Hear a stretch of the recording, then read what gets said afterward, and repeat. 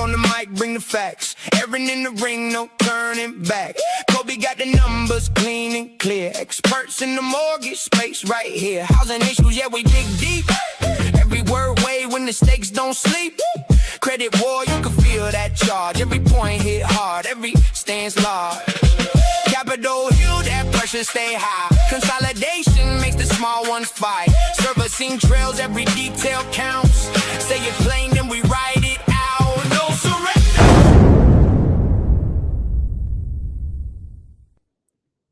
Oh yeah, baby, we back. We's back. We are. I always wondered how people could move their heads like that. That's amazing. All right, well, we're back up and running. Erin D, COO of Interlink. Good to see you, my friend. Former president of the Texas MBA, current ResBog member.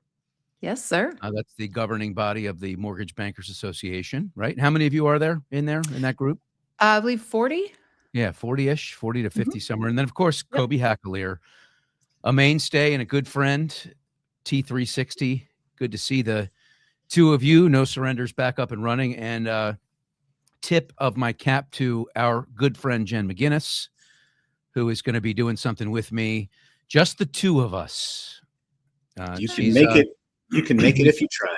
I know. Well, you know, she's brilliant. And we had a lot of conversations about how she and I can really take all that she knows and put it on the right stage. And so we're going to be doing that. So stay tuned for that, folks. I don't mean she's on enough stages. I mean our own show, and that's coming up here soon. But no more about that. It's time to get into No Surrender. But before we do that, we have to look at how far we've all come. Okay. So we're going to go back and look at some younger pictures. This is from June of 1984. This is me. I had broken my collarbone. This is the first surgery I ever had. I was in a sling, and this is probably 6 months after my shoulder was operated on. Was playing tackle football with my brother, Brian. I was just a young man, 13, and he went and tackled me and landed on me. And when I told him I broke something, he was laughing at me. Of course, you all can notice the trophies on the table. Yeah, great athlete. Coby Hakalir here. I mean, look how far you've come, buddy. Is this your bro? That is my younger brother, yeah. 3 years younger than me. Never broke one of his bones. And if you notice the pin on my right lapel, you can't really see it in the picture, but I know because I wore it for a really long time. And it said, "Support wildlife, throw a party." And if you look at the thumbs up I'm giving, you know, what image could you associate more with me in that photo than party animal? Fonzie? 10 or 11 years old. From Good Time? Tomcat. My little tomcat patch, which was an actual cat. And I don't even know what shirt I'm wearing. It looks like some mountains with snow on them. I mean, as embarrassing it's embarrassing a picture as it gets. But well, we save the best for last. Enough about you. Look at this. Look at Erin D. Listen, that velvet vest is solid. That is hot. Were you wearing a backpack? What's going on there? No, that's my vest, baby. I was hot for the vests in my youth. Those are suspenders though, right? No, that was a vest. Okay, because I pictured you making balloon animals wearing that outfit. And then the magic of AI, when you put the three of us together and ask AI to make us all look somewhat like we did. Erin, you look almost exactly like your picture. I think the other two, whatever. Listen, my youth springs eternal. Yeah, it does. Well, we have a lot to get into today. You guys ready to jump right in? Let's do it. All right. We should start with the Fed chair, don't you think? We have a new Fed chair as of yesterday. Kevin Warsh is firmly entrenched and jumping in at not the greatest time ever. CPI headline 3.8 year over year, highest since May of 23. Hottest monthly core CPI since January of 25. Energy up 3.8% month over month. Gasoline 28.4% year over year. Shelter is even up. Real wages, not doing much of anything. Airline fares 20%. So the question is, what are we going to get? We're going to get the hawk, the guy that made a name being a hawk, Erin? Or are we going to get the guy President Trump, just drilled about being a little bit more of a dove?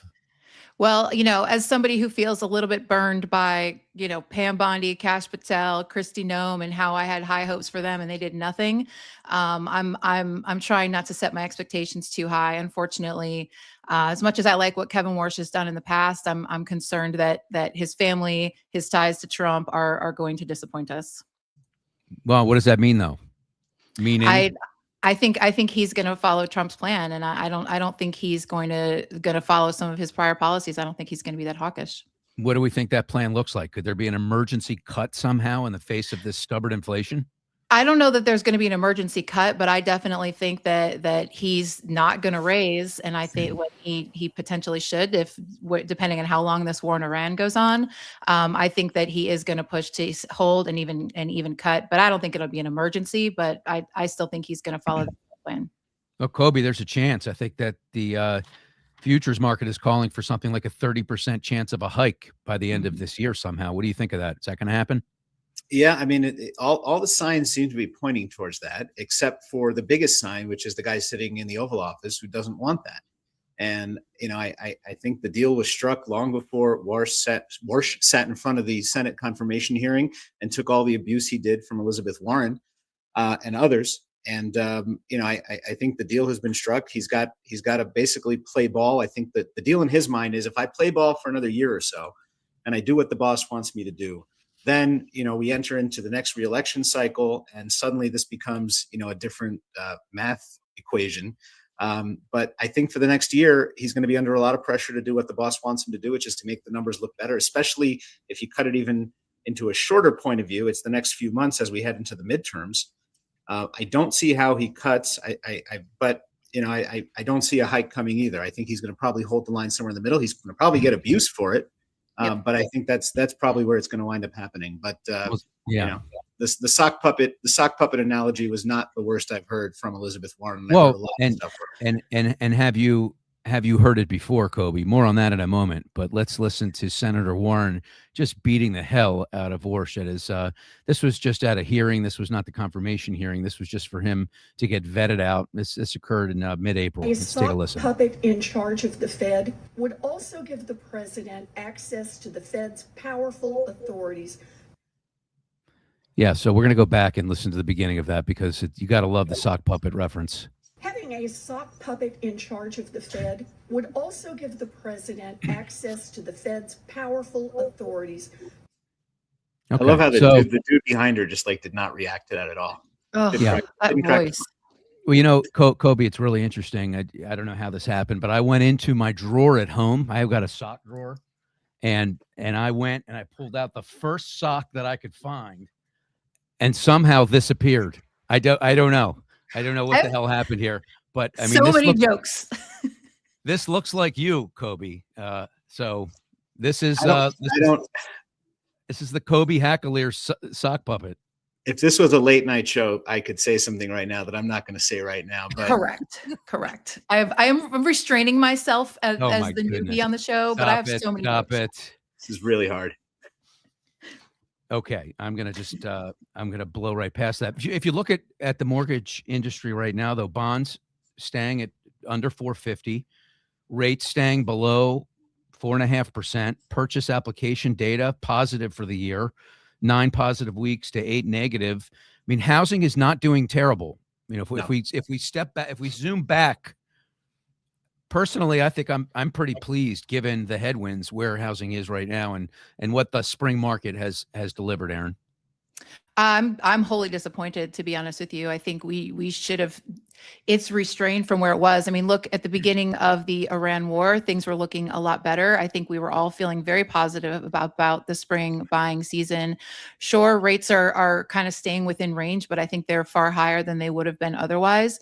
And I think that just consumer sentiment right now is keeping them on the sidelines. People are still having to move. Life events still happen. I just moved to a new state, but your life event is that you just like to party, be single, and have a great time. That's your life event. So I don't know. Yeah, what's wrong with that? No. Yeah, I mean, that's not the everyday American, though. Correct. But do you even own a Coby sock? No, and now I'm really mad because I feel like we need merch, and that is merch number one. I was going for a hoodie, but now this is the first piece of merch that's going out. People are going to line up for this. No question about it.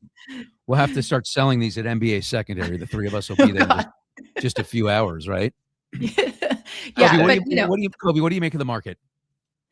I think both of you are right. You're right to be disappointed, but I think the context has to be talked about as well, which is, we all went into this. Loan Depot especially went into this year thinking this is going to be a big refi year, and they moved back into wholesale. They made that bet. A lot of companies thought that was going to happen. I'm sure NFM and Interlink no different. And then the news changed. And then, we thought, okay, well, now we're in for a disaster. We're going to see rates in the sevens again. We're going to see the housing market come to a complete crash and standstill. Gas prices are going to be $8 a gallon, and nobody's going to want to move, and everybody's going to sit tight. That hasn't been the case either. So while we haven't had the refi boom we were all hoping for, or at least, a refi boomlet, what we have had is steady activity in the market. Further indication of this K-shaped economy where, the people that are economically viable are still doing things, and the people that are suffering are suffering even more. But I think all things considered, if you think about the news that we've had and inflation rising, if you strip gas out of that, we've still had pricing inflation. Add to that the gas, and add to that the fact that we're in this war now that has been going on for almost 8 weeks now that, we thought was going to be a 2 or 3 week affair. And like you said, the bond market holding steady under that 450 mark. I think all things considered, we're not in a bad spot. And we're a lot better than what we could have been given the news. If I had told you too, this is what's going to happen in the spring during the midst of the spring selling market, you would have probably thought the outcome was going to be worse than it is now. So I think both of you are right. I think, Erin, you're right to be disappointed with the expectations coming into the year. But Greg, I think you're right to be mollified by what's actually taken place based on where the news has been. Did you just say mollified? I said mollified, yeah. What is that word? I've never even heard of that. That's a new one for me. The economy is cracking though. Like underneath that veneer, we've got some really telling stats that Erin's going to dive into in just a little bit. But first, I want to talk about the president, who was asked. This is not mortgage related, but I really feel like this guy got set up. He was asked about, going on his way to China, where he is right now. Will he be thinking about, in terms of ending the war in Iran? How much of his thought process will be about Americans that are hurting financially and the economy? And this was his answer. It's been like heavily debated, this reaction, and I've got my own opinion. I'm sure you two do as well. When you're negotiating with Iran, Mr. President, to what extent are Americans' financial situations motivating you to make a deal? Not even a little bit. The only thing that matters when I'm talking about Iran, they can't have a nuclear weapon. I don't think about Americans' financial situation. I don't think about anybody. I think about one thing. We cannot let Iran have a nuclear weapon. That's all. That's the only thing that motivates. So, you say earlier that the only thing that matters to you when it comes to Iran is. So I understood that. Like, to me, he answered the question honestly. He's catching a lot of flack for it, as if he doesn't care about the American consumer. Just putting that aside for a minute, he was asked a question like, if he believes in his heart of heart that he is trying to stop the world from ending, he's trying to stop a nuclear war that could wipe out continents, then that's the right answer. What's more important, focusing on the American economy or making sure civilization is still around? That's how I saw it. Maybe I'm being too literal, too black and white. How did you two see this? I think the beauty of Trump is that he always says the quiet part out loud, and he, in multiple occasions, has had comments and statements where he really, I don't think, gets it and gets what Americans are going through from an affordability standpoint, right? I mean, he clearly outlined in Davos that he had zero desire to do anything to bring home values down, even though that is a single thing that would help affordability the most. And they were, in a lot of areas, inflated with 2% interest rates. And we are not in a 2% interest rate environment anymore. And that's just one example where, to me, I just don't think that he does care that much. I don't think he understands what the average American is going through. And I think that when you go into a war of choice that ends up causing all of this pain for Americans, he clearly doesn't care. Yeah, I disagree with Erin on a couple of those points. One, the beauty of Trump. I'm not sure where I find the beauty of Trump, but it does pain me. It does pain me to have to say I completely agree with his answer. I think the presidency, whether you're qualified for it or not, is a really difficult job.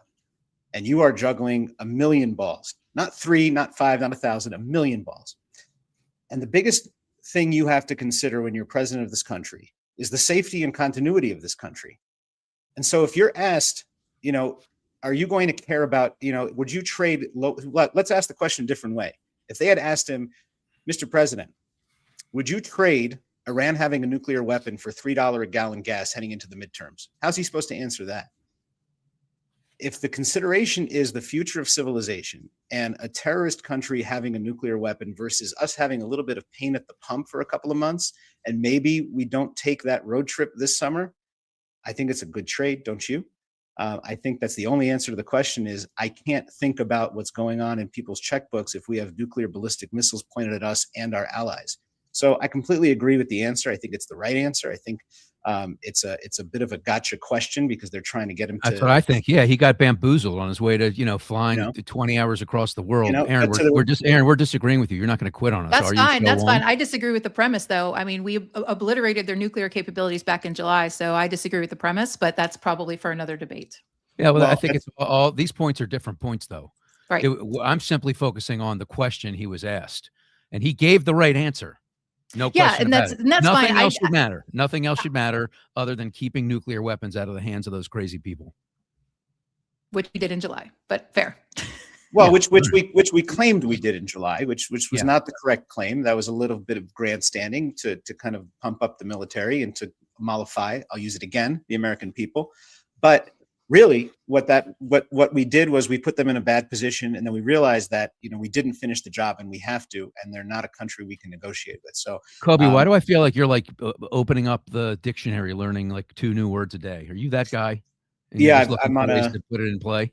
I get an email every morning with the new mollified word. Everybody mollified, don't forget. Hey, we got some breaking news here. Bring it home for us, Coby. We're gonna pivot into the topic that has just engulfed the mortgage industry. That's UWM. But this just happened minutes ago, Coby. Yeah, I mean, look what time I sent it. The timestamp is 9:44 here Pacific time. We go on the air at 10 a.m. Pacific time.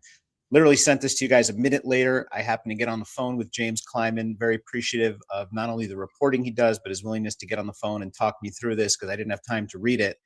So I want to give him credit for where it's due. I don't think anybody is a harder working man in the business than James Kleiman, right? And no one has a better top hat collection either.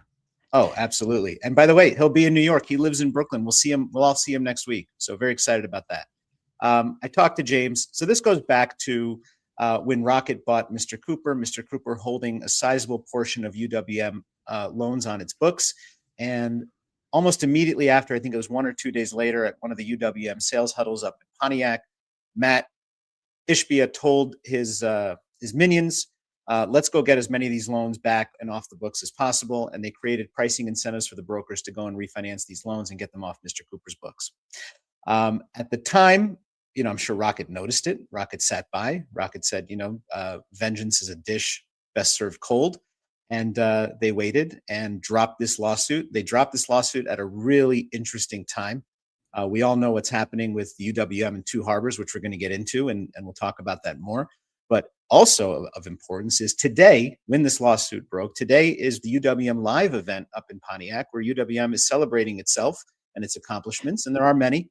But the timing of this could not have been worse for UWM on a number of levels, and Rocket was extremely strategic about when they dropped this $100 million lawsuit in their lap. So much more to come on this, but this is really the first shot across the bow we've seen. We've seen a lot of shots across the bow from UWM towards Rocket. This is the first time we've seen Rocket firing back in a big way. I would say they did it kind of covertly when they took over Mr. Cooper, which had a lot of UWM's loans. That was the first shot. That was seismic. That was like an atomic bomb.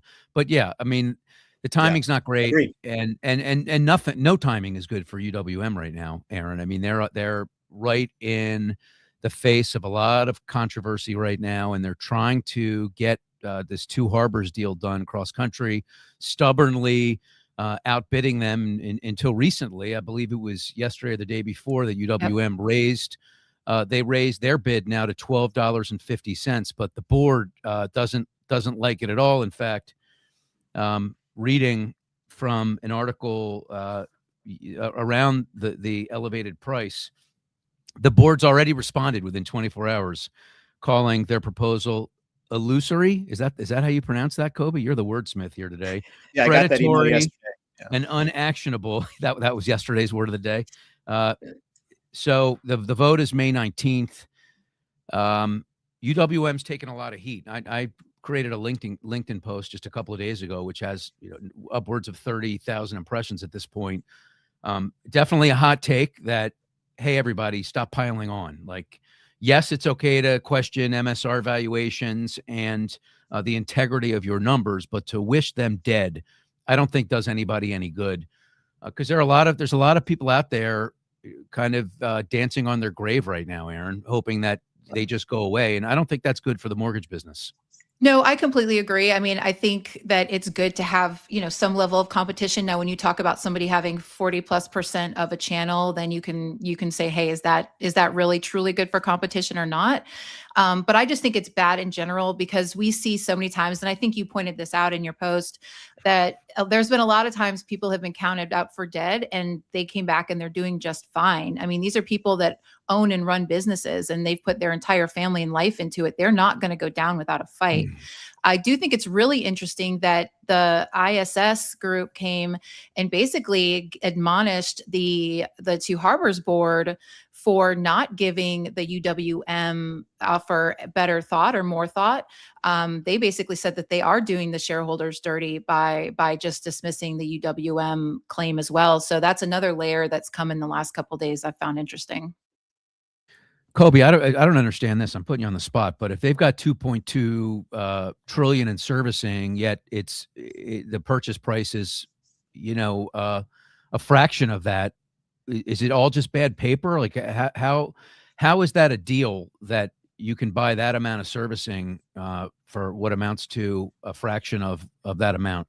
Yeah, I think the question is how Two Harbors is run, and I think it's a question of also how much debt they have. They are severely over leveraged. Yeah, that second point's the best one. Yeah, it's the debt. And I think that's why this comes at a discount. Going back to, is this good for the industry, or is it bad, or the optics of it? I mean, this is at the end of the day, this is America's biggest lender. The optics, and I don't want to forget about it, but the 6,000 people that work there, or whatever the number is right now, but it's thousands. I mean, that's a company town in Pontiac right now. I went and visited UWM in December, and at the car rental, when I told them I was going to Pontiac, they said, "Are you going to visit UWM?" Like, there's no other reason to go to Pontiac, Michigan anymore. That's Pontiac, Michigan is UWM. And those are 6,000 people that come every day and eat their lunch there. And there's a workout room and the whole thing. Those are lives. And those are people that are our brothers and sisters in this business, and we should care about them. Let's talk about Chris Whalen for a minute. He's a very, very highly respected expert in the financial services space. He's a name that everybody knows. He penned an article a few days ago basically saying that they're running the countrywide playbook where they have inflated MSR values. They bought the market. They've been irresponsible. Coby, I want you to tell us what we're looking at right now. And you pulled out a couple of excerpts here from that article and what you make of what Chris wrote. Yeah, I mean, most of what Chris wrote, I would say, all of the stuff that is rooted in fact was, seemed to be accurate, is fact checked appropriately. He makes salient points. In fact, the board of Two Harbors referenced his article in the rejection of the latest UWM offer. Where it falls short is the countrywide comparison, which we'll get to in a second. But he's basically making the case that their servicing book went down in terms of volume, but went up in terms of valuation by double digits, whereas other companies are not coming close to marking up their MSRs. And so if you take what they're actually valuing their MSRs and their conforming book at about 5.5 and recognizing that the market is nowhere near that, if they were to have to sell off their MSRs, that would severely impact their cash on hand and their valuation, and it would put them in even worse position than they're in now. And so the valuation was called into question. The methodology for the offer they made for Two Harbors, if the shareholders were to take that in stock and not cash, it would come at an even bigger discount than the $12.50. It would come down to something like $7.50. Mm-hmm. And then the biggest point he makes, which I think is why we've been chasing this wrong headline, is he doesn't think UWM is going after Two Harbors for the servicing. He thinks they're going after Two Harbors because they want to borrow against the servicing. And that further enforces the argument that UWM has some severe cash issues that they're trying to make up for. Where he falls short is the comparison to Countrywide. Countrywide, whole different story. Countrywide was making loans that people ultimately were never going to be able to pay back on the premise that because the home values were rising and would forever rise, it would be okay. And even if we had to foreclose on them. UWM's book is all Fannie, Freddie, and Ginnie. It's clean. It's good loans. Obviously, they've got a market share play where they're trying at certain points to drop their rates low enough to recover, especially if you think about what they were doing when they were trying to recover the Mr. Cooper loans from that book. So UWM has some inherent business model issues in terms of how they're approaching market share and trying to get market share. The all-in mandate, the pricing incentives, the buy downs that's still active right now till the end of June. All of those things mean that the more loans they do, the more cash they're going to bleed. So they've got some inherent structural issues that they need to correct. But to make the comparison that they're Countrywide, is I think a bridge too far for most people. And certainly, Erin, what's your take? Yeah, actually, when I agree with that. When I read this, I just kept going back to board governance. And this is why, and the way the company is run, this is why you need to have a good independent board. And UWM operates under an exemption where they don't have to have an independent board. And to me, that's just where I keep going with is if you do not have good governance, especially in a company this size, you're going to run into these problems. And I think that if they had a more independent board, we'd be in a much different situation with them. So Coby, you say we're focusing on the wrong headline. What's the right headline? The right headline is America's biggest lender operating on a faulty business model that is going to cause them to go out of business the bigger they get. The bigger they get, going to actually bring about their demise the faster that they grow. Yeah. Is there another story in here about what kind of public face you put on things and how you rub people the wrong way and how you should always leave every bridge erected? Because I mean, he's been scorched earth. I think there are a lot of people that are remembering that, right? Memories are short. Yeah, I certainly think that there's validity to that argument. He's definitely, they've taken an approach to the market that we'll call it unique. But yeah, they are America's biggest lender, but at the same time, they also operate as a very isolated entity. They are completely siloed, aside from the broker channel and those brokers that are devoted to them, which is over 40% of the broker channel, by the way. Another reason why we should care about them going out of business, because they do have 40% of the broker market, and that's an important channel in this country.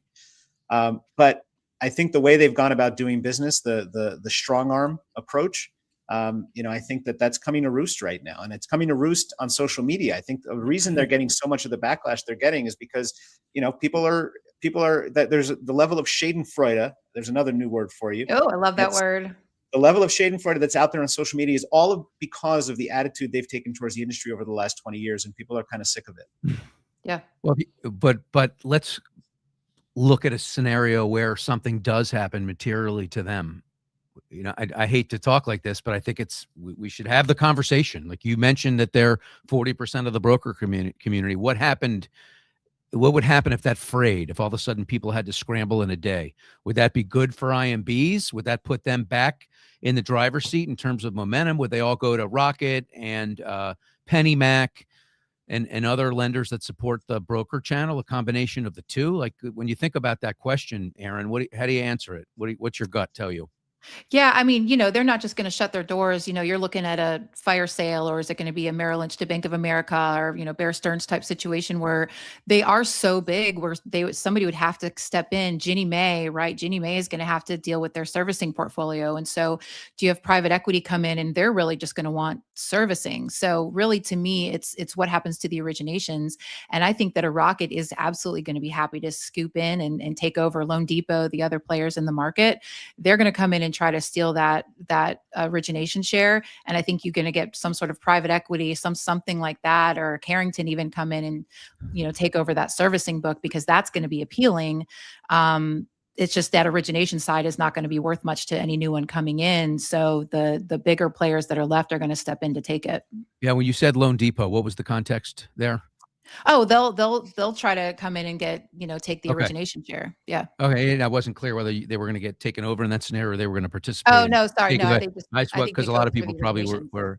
Coby, anything on this before we move on to Amir Saeed's claim that 5% of originators will be doing 95% of the production in 3 years? Yeah, nothing. I mean, look, UWM is not, again, not like Countrywide, because I don't think there's a big buyer out there like Bank of America was for Countrywide. So I don't think that's going to happen. As far as where their originations go, if they were to fold in that unlikely scenario, the brokers are a very proud channel. They're very happy with their accomplishments over the last 10, 15 years, how far they've come, the technology they've implemented, the offerings they have. I think they're going to, for the most part, stay broker. I think Rocket would by far be the biggest beneficiary of this, with Loan Depot and some others as well. But to me, my official take is I hope it doesn't happen. I hope they figured out how to right the ship. Aaron, you almost just went completely off the screen. What is going on over there? Tell me. My new house doesn't have a proper rug yet, so I think it's. Are you sliding or something? It's Yes. She got a discount. It's built on an old Indian burial mound. Correct. See, business hasn't been great this year. I'm having to go with discount chairs. Yeah, you see, if she had a sock puppet, she could put it under the wheel. It wouldn't move. You see that? I need Coby sock puppet. So I went to GrowthCon, which is Amir Saeed's Go Coaching kind of marquee event in Chicago last week. And Amir did a great job. It was a packed house, very impressive lineup of speakers. No mortgage people really on stage. It was all motivational speakers, people that talked about their stories and how to overcome adversity. It was really kind of a mindset type of gathering. But he did spend a few minutes talking about the originator of the future, and this was very interesting. Let me share this, and then we can comment on Amir's claim. With you guys today, how the Pareto's principle of 80-20 is going to be flipped upside down, and 5% of the loan officers that are still standing are going to do 95% of the business. Wow, that's a pretty sizable claim, Erin. I know you've got some opinions on this, so why don't you go ahead and be the first up here? Yeah. So to quote one of my favorite shows, It's Always Sunny, there's an implication there, right? And that implication is that you're going to have, it's going to be automated. It's going to be AI. You're going to lose that personal touch. And so I have a couple of pieces of data here. This is from a recent Stratmore survey, where if you look at the NPS score when an LO calls with a status update, so giving that personal touch on a loan, that NPS score is 88 on average, but only 15% of loans this is actually occurring, right? So it's a very small percentage right now where we're giving that personal touch, but when borrowers get it, they give a really great NPS score. And even below that, if you look at first-time buyers who are choosing based on a personal relationship, it's 87% of those. And so I think that 95.5 stat is really ignoring the fact that people really, really want still to have some sort of personal touch, personal connection. The next slide that I have, I think, shows that, where, if we're looking at, how many people are wanting to have that human off ramp, or having a human in the loop, so to speak, on their mortgages. And from 2025 to 2026, this has actually gone up by 9%. So more people are still looking to have that human in the loop.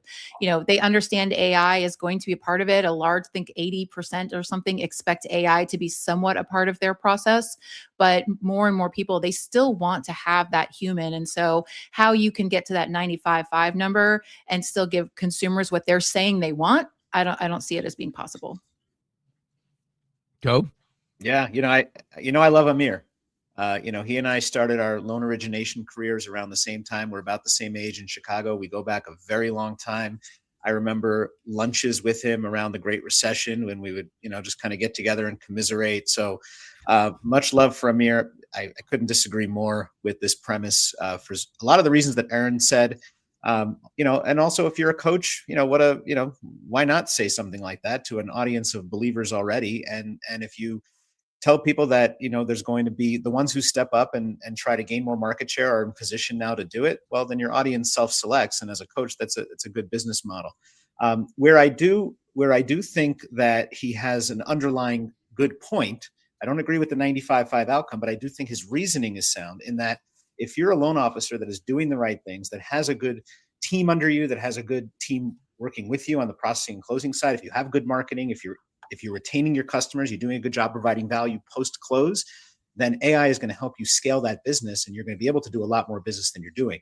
The difference between the internet that came about 35 years ago and AI is that internet came about and it allowed large enterprises to scale. Think about where Amazon would be if there wasn't the internet. What AI does is it allows the individual to scale. in a way that's never been done before. So the premise that he's talking about, I think, is completely right. I would love to see him dive into more of that and talk to him more about that. I don't believe in the 95-5 because at the end of the day, you can scale up. But if you do scale up on the loan side, you're going to need more people under you. That's going to be more loan officers. And then also, what happens to that other 95%? Who's doing it? Is that all unprofitable loans that, somebody, still dragging along doing? I just don't see that happening. But the underlying premise is super compelling and I think should be talked out a lot more.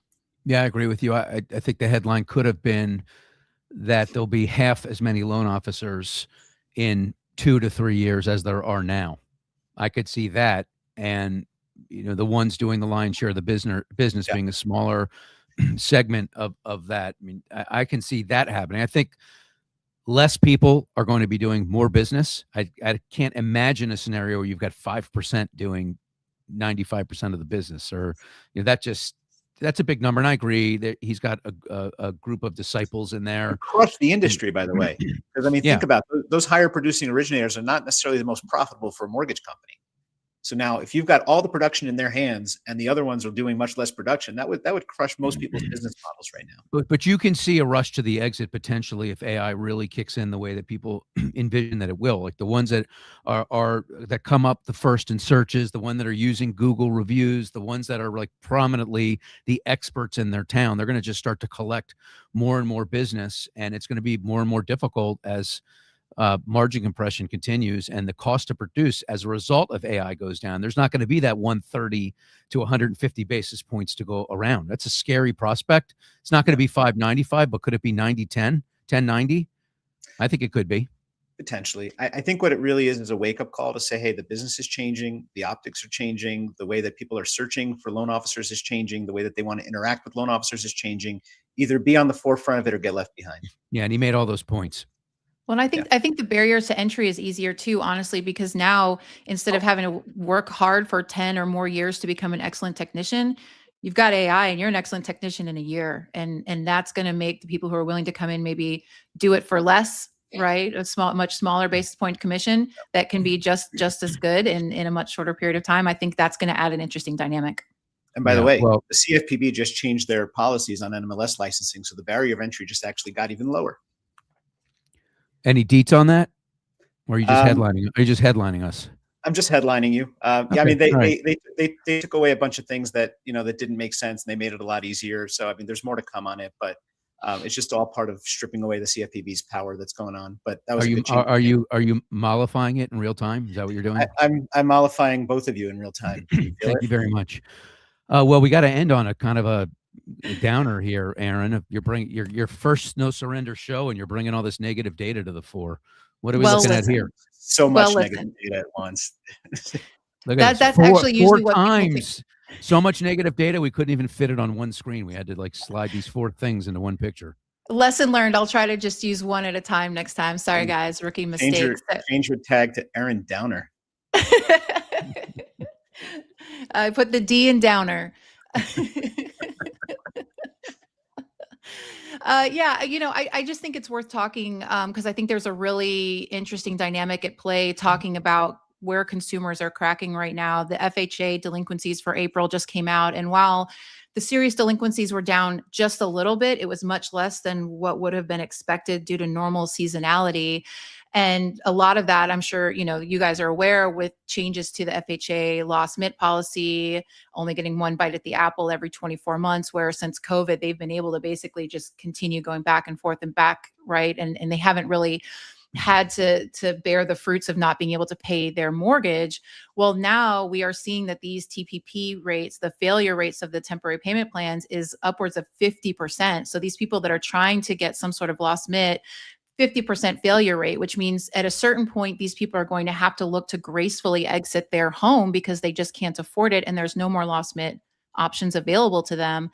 And, in an ideal situation, they can just sell their home, walk away maybe with some cash in hand with their credit salvaged and not having that foreclosure. And on the other side, the lender, specifically on the Ginnie Mae side, they're not having to have significant cash advances. They're not dealing with, 3-year, 4-year plus foreclosure cycle, right? But what we're also seeing in the market right now is we're seeing where more and more homes in areas are have underwater homes.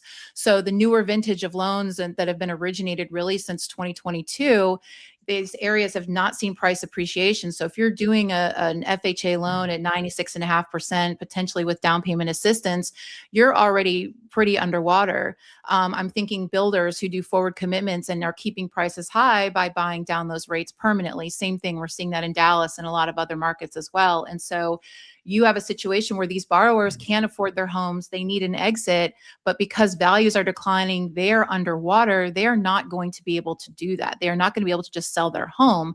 So foreclosure, short sale is going to be their only option, which is going to continue to bring values down.